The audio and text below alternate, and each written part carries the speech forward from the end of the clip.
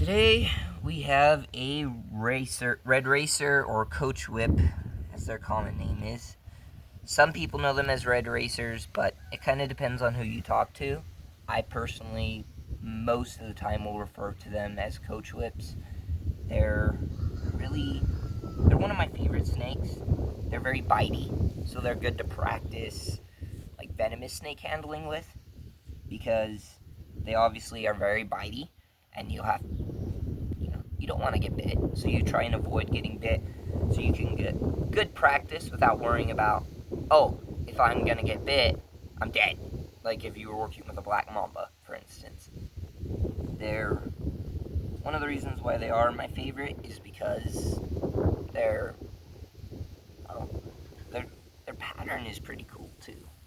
Like it just something about their pattern really catches my attention, and I always love the way they look and their eyes and their face. They're very feisty snakes, very defensive. They're always this guy's musked on me so much, it's ridiculous. Musk is a mixture of pee, poop, and pheromones. They also are very bitey snakes because they just want to be left alone. They're like, leave me alone, leave me alone, leave me alone.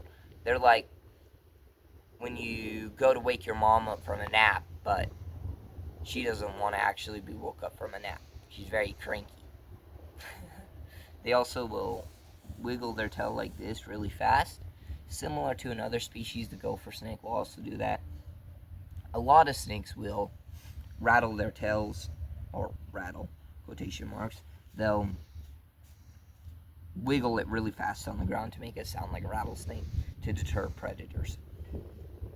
They're really fast species, and they're not supposed to be found at this elevation. I'm not sure exactly what their elevation is, but I've talked to people in that work in the Department of Wildlife, and they have said that, to their knowledge, no coach whips / red racers have ever been found at this elevation. Our current elevation is about 5,500. So it's a really cool find, especially with it being so small.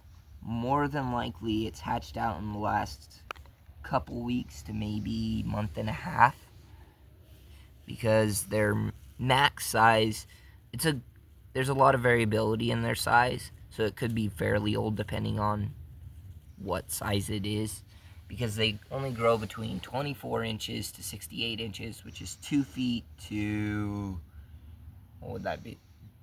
I'm trying to think. Well, 60 is 5 foot, so 5'8". So 5'8". So their average size is 2 foot to 5'8". It's almost 6 foot.